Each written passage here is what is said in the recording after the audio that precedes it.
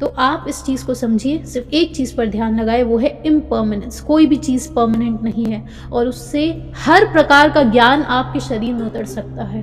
हर प्रकार का ज्ञान जो इस पूरे कॉस्मोस में मौजूद है, उस ज्ञान को आप आकर्षित कर सकते हैं, उस ज्ञान को आप एक्सेस कर सकते हैं। वही आकाशिक रिकॉर्ड्स है, वही आकाशिक रिकॉर्ड्स है कि ये सारा ज्ञान पूरे ब्रह्मांड में मौजूद है, पूरे कॉस्मोस में बह रहा है in the form of quantum waves. In the form of quantum waves वो हर जगह बह रहा है। उसे कैसे एक्सेस करना है वो हिंदू के जो स्क्रिप्चर्स है उनमें भी लिखा हुआ है। ये टर्म जो है आकाशिक रिकॉर्ड्स, ये तो अभी 1853 में ही उन्होंने कॉइन करी है, जो अल्फ्रेड पर्सी सेनेट की किताब है एसोटेरिक बुद्धिज्म, उसमें पहली बार इस टर्म का उन्होंने कॉइन करा और इसका नाम रखा आकाशिक रिकॉर्ड्स। लेकिन इसका उल्लेख बहुत पहले से हिंदू स्क्रिप्चर्स, जैन स्क्रिप्चर्स और ईस्ट के जो रिलीजन्स हैं, बुद्ध स्क्रिप्चर्स, इसके बारे में कर रहे हैं कि वो जितना भी ज्ञान है, वो जितनी भी कॉस्मिक नॉलेज है, जितनी भी वो फिजिकल नॉलेज है, वो जो इंटेलेक्चुअल नॉलेज है, वो इस पूरे कॉस्मोस में मौजूद है और उसे एक्सेस किया जाता है एक्सट्रीम स्टेट्स ऑफ रिलैक्सेशन में। वो जो नॉलेज है वो क्वांटम वेव्स के फॉर्म में मौजूद है। जिस प्रकार से एक रेडियो होता है, आप उसको चैनल बदलते हैं ना, तो यानी कि आप एक अलग ट्रांसमीटर से कनेक्ट कर देते हैं अपने आप को। ठीक उसी प्रकार से ये जितनी भी जानकारी है आप अपने से लीजिए। अगर आप पास्ट लाइफ में यकीन करते हैं तो आपकी जो पास्ट लाइफ है, फ्यूचर जो होगा, वो सारी जानकारी एक क्वांटम वेव्स के फॉर्म में बह रही है। आपको सिर्फ सही क्वांटम वेव को एक्सेस करना होता है। पास्ट और फ्यूचर सिर्फ तब तक के लिए है जब तक आप शरीर में मौजूद हैं। इस इम्पॉर्टेंट चीज़ को आप समझिएगा। और इसी को और ज़्यादा गहराई में समझने के लिए जो आइंस्टाइन थे, एक और साइंटिस्ट थे एल्विन लैसलर, उन्होंने भी इस पर काम किया था, क्वांटम फिजिक्स पर। वो नोबेल प्राइज़ विनर है। उन्होंने इस पर काम किया क्वांटम फिजिक्स के रिलेटेड और उन्होंने एक टर्म कॉइन किया था और आज सारे वैज्ञानिक उसे स्टडी कर रहे हैं, क्वांटम ज़ीरो पॉइंट एनर्जी। वो इस आकाशिक रिकॉर्ड्स जो होते हैं, ये जो क्वांटम वेव्स हैं, वो इसकी एग्जिस्टेंस को एक्सेप्ट करते हैं। क्वांटम ज़ीरो पॉइंट एनर्जी, इसका अर्थ ये होता है कि जितनी भी चीज़ें हैं जो अभी आपने समझा कि जितने ज़्यादा सटल लेवल पे आप उन इमोशंस को देख पाओगे, जितने ज़्यादा सटल लेवल पे आप कम्युनिकेशंस को ऑब्जर्व कर पाओगे, उसी को कहा जाता है कि आप क्वांटम लेवल पे आप चीज़ों को, कम्युनिकेशंस को देख पा रहे हो, उसे समझ पा रहे हो, महसूस कर पा रहे हो। तो वो जो क्वांटम कम्युनिकेशंस हैं, वो क्वांटम ऑब्जेक्ट्स के लिए यूज़ किया जाता है term quantum zero point energy. कि जब आप क्वांटम ऑब्जेक्ट्स को देखते हैं, क्वांटम मैकेनिकल ऑब्जेक्ट्स, चाहे उन पर कोई बाहर की एनर्जी नहीं है, लेकिन फिर भी हर समय वो वाइब्रेट कर रही है, यानी कि एट एब्सोल्यूट ज़ीरो भी एक वाइब्रेशन की स्टेट पर है, वो उसे कहा जाता है क्वांटम ज़ीरो पॉइंट एनर्जी। और इसको आप और डेप्थ में समझोगे तो आपको समझ में आएगा कि पूरे यूनिवर्स में इसी प्रकार की क्वांटम ज़ीरो पॉइंट एनर्जी है। जो ये वेव्स है जो फ्लो कर रही है, वो क्वांटम ज़ीरो पॉइंट एनर्जी पर फ्लो कर रही है और इसी को कहा जाता है आकाशिक रिकॉर्ड्स। और उसके बाद रिचर्ड फेनमैन जो है, ये एक बहुत ही इन्होंने ब्यूटीफुल बुक लिखी है। उस किताब का नाम है mystery of light and matter, कुछ इस प्रकार से नाम है, रिचर्ड फेनमैन की किताब है। उसमें आप जब इसे स्टडी करेंगे तो वो बताते हैं एग्जैक्टली जो अभी आपने समझा। रिचर्ड फेनमैन बताते हैं कि आपका जो ब्रेन है, ये सब आप जानते ही हैं कि कम्युनिकेशंस जो होती हैं आपके ब्रेन में, आपके न्यूरॉन्स होते हैं, उन न्यूरॉन्स में जब वो एक दूसरे से कनेक्ट होते हैं, साइनैप्स होता है और उन न्यूरॉन्स में बेसिकली इलेक्ट्रॉन्स के जैसे कम्युनिकेशन, इलेक्ट्रॉन्स फ्लो करते हैं और फिर कम्युनिकेट कर पाते हैं हम इंसान के ह्यूमन ब्रेन में। इस प्रकार से कम्युनिकेशंस होती है। आप सिंपल से समझिए, जैसे आपके घर में बिजली है, बिजली कैसे बह रही है, अलग अलग तारे हैं जिन्हें कनेक्ट किया गया है, पूरे घर में तारे ऑलरेडी बिछा रखी हैं, उन तारों के कनेक्शंस होते हैं, उसके बाद बिजली बहती है और आपका लाइट बल्ब जलता है। बिल्कुल उसी प्रकार से ब्रेन में भी कम्युनिकेशंस होते हैं। उन बिजली की तारों की जगह आप न्यूरॉन्स को इमेजिन कीजिए, वो न्यूरॉन्स हैं, उनमें भी इलेक्ट्रॉन्स बह रहे हैं और इलेक्ट्रिसिटी प्रोड्यूस हो रही है और एज अ रिजल्ट आप कम्युनिकेशन, आपने सोचा हाथ ऊपर करना है राइट हैंड, तो राइट हैंड ऊपर हो जाता है। बिल्कुल उसी प्रकार से कम्युनिकेशंस पॉसिबल होते हैं ह्यूमन ब्रेन में भी। और रिचर्ड फेनमैन अपनी किताब में लिखते हैं कि ये जो कम्युनिकेशंस है, ये ब्रेन में जो इलेक्ट्रॉन्स बह रहे हैं, इनको एक्टिवेट किया जा सकता है और इनको इन्फ्लुएंस किया जा सकता है क्वांटम वेव्स की मदद से।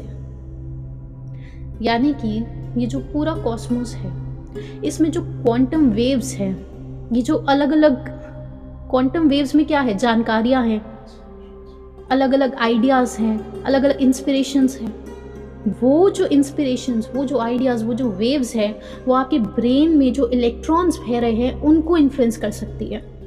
यानी कि अचानक से आपको कोई आइडिया आया, आपको बहुत बार ऐसा महसूस होता होगा कि आइडिया कहीं और से आया है, ऐसा लग रहा है हमने सोचा ही नहीं है, क्योंकि आइडिया तो कहीं और से आया। आपको कभी कभी ऐसा महसूस हो रहा है कि वो क्वांटम वेव ने आपके ब्रेन के इलेक्ट्रॉन्स को इन्फ्लुएंस किया और फिर आपने उसे रीड कर लिया और फिर आपने उस पर क्रिएशन शुरू कर दी। ये तो वो क्रिएशंस है, लेकिन असलियत में जो ह्यूमन है, जो भी इंसान मेडिटेट नहीं कर रहा है, वो सिर्फ और सिर्फ रिएक्शंस है। उसे ह्यूमन बीइंग है, उसे रिएक्शंस बोलना चाहिए। हमारी जो पूरी बीइंग है वो है ही रिएक्शंस। जैसे अभी आपने समझा था कि हर चीज़ को देखकर हम लोग रिएक्ट करते हैं। एलिफेंट देखा तो कम्युनिकेशन हुआ, तुरंत डर गए। शेर देखा और ज़्यादा डर गए। आप समझ रहे हैं? आंसू देखे किसी के तो हमें लगा कोई दुखी है, हमने अलग प्रकार से कम्युनिकेशन हुआ, हमारे अंदर एक भाव उत्पन्न हुआ।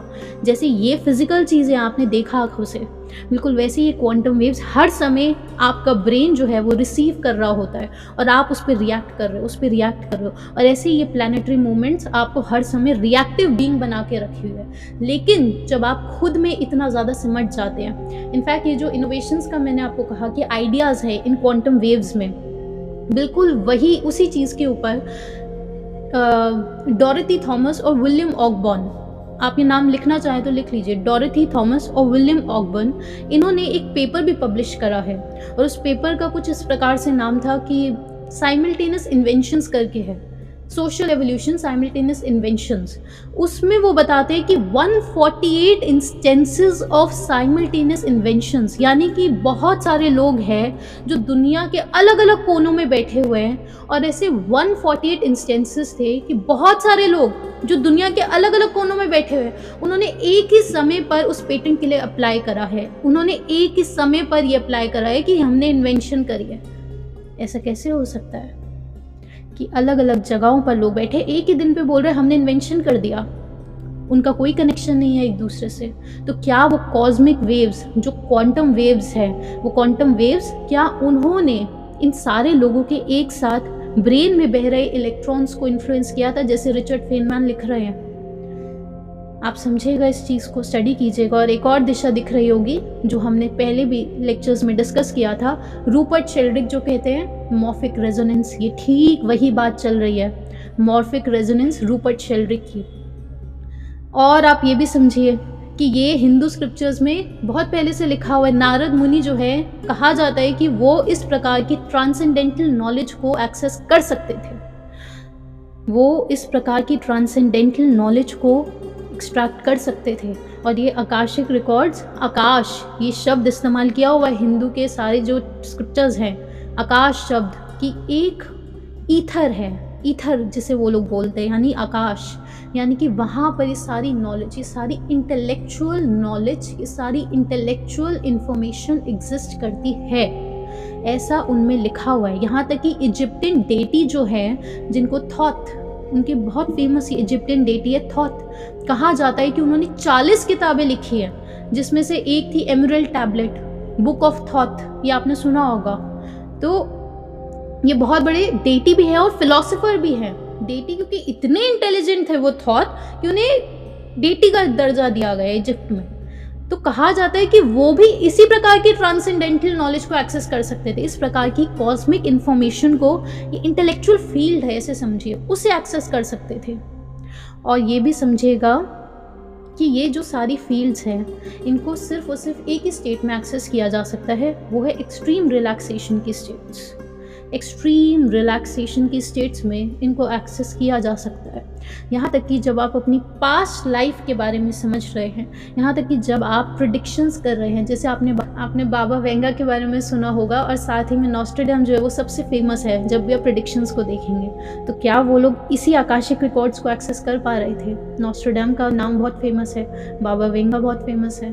तो सोचिएगा कि क्या यही आकाशिक रिकॉर्ड्स, यही कॉस्मिक इंफॉर्मेशन को एक्सेस किया जाता है जब आप पास्ट लाइफ के बारे में सोच रहे हैं, जब आप पास्ट लाइफ को एक्सेस करने जा रहे हैं, तो क्या इन्हीं वेव्स को आप एक्सेस करने की कोशिश कर रहे हैं? और साथ में रिचर्ड फेनमैन ये भी बोलते हैं कि जितना ज़्यादा आप पास्ट को एक्सेस कर पाएंगे, उतना ही उसे कॉम्पनसेट करने के लिए आप फ्यूचर को भी एक्सेस कर लेंगे।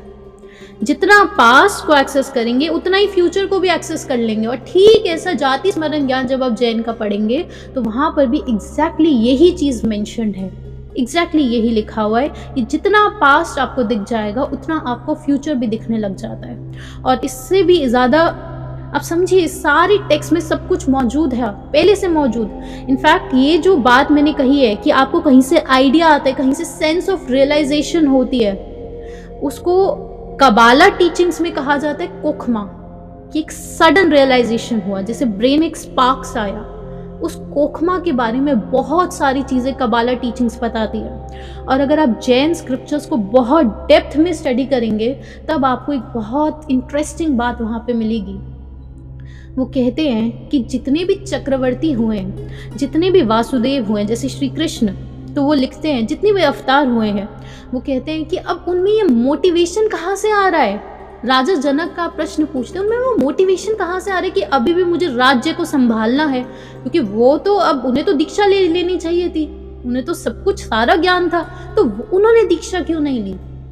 और लिखा जाता है कि भगवान कृष्ण बहुत बार भगवान नेमिनाथ के पास, जो तीर्थंकर थे उस समय, जो उनके कज़न थे, तो वो नेमिनाथ जी के पास जाया करते थे और उनसे पूछते थे कि मैं नहीं ले सकता दीक्षा, तो वो सिर्फ बोलते थे इस जन्म में नहीं, पॉसिबल नहीं। तो इसके लिए जैन धर्म बोलता है कि एक जैसे क्वांटम वेव्स हैं, वैसे ही वो सेंस होती है, एक कहीं से लहर होती है, लहर मोटिवेशन की, कि तुम्हें राज्य को संभालना है, लहर होती है ये एक। वो क्वांटम वेव्स के थ्रू वो मोटिवेशन भेजी जाती है, वो क्वांटम वेव्स के थ्रू वो सारी एनकरेजमेंट भेजी जाती है। अब यहाँ पर तो आप सोच रहे होंगे यानी कि हम रिसीवर हैं, तो चलो अच्छी अच्छी चीज़ें रिसीव करने के लिए रेडी हो जाते हैं। कभी आपको दुख हुआ, अब आपको लगेगा अरे क्वांटम वेव्स भेजी है हम पर सैडनेस की। ये सिर्फ और सिर्फ आप रिसीवर तब तक रहेंगे जब तक आप ध्यान नहीं कर रहे, आपकी खुद की आत्मा का आपको ज्ञान नहीं है।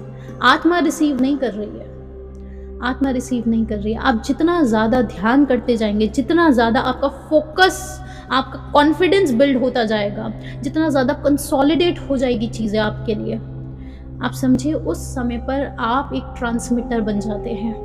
उस समय पर आप ट्रांसमीटर बनते हैं, आप रिसीवर नहीं रह जाते हैं। जब आप सुनते हैं कि किसी के प्रेजेंस में बहुत अच्छा लग रहा है, वो इंसान ट्रांसमिट कर रहा होता है, उसकी वाइब्रेंस होती है, वो ऑरा होता है उस इंसान का, इसे ही कहा जाता है, क्योंकि वो इंसान इतना ध्यान लगा चुका है अपने ऊपर। जैसे आप विराट कोहली है, इतना ध्यान लगा चुके हैं एक स्किल पर, क्रिकेट, बिल्कुल वैसे ही आपने अपनी आत्मा को, कि आपकी आत्मा का वो जो तत्व है उसका स्वभाव क्या है असली, उस असली स्वभाव की तरफ, उस प्रकृति की तरफ, उसका एकदम असली स्वभाव यानी प्रकृति, एकदम प्रिस्टीन कंडीशन, जब उसकी तरफ आप ध्यान लगाते हो, स्वभाव क्या है असली, उस तत्व की तरफ ध्यान लगाते हैं, तब एक अलग बीइंग आप बनते हैं, तब आप एक ट्रांसमीटर बन जाते हैं, तब आपका जो कॉन्फिडेंस है, तब आपकी जो वाइब्रेंस है वो अलग तरीके से फैलती है। तब आपके लिए ये वाले रूल्स अप्लाई नहीं होंगे कि क्वांटम वेव आई और आपके अंदर पूरी हलचल मचा के चली गई, नहीं, तब आप ट्रांसमीटर हैं, आप रिसीवर नहीं हैं।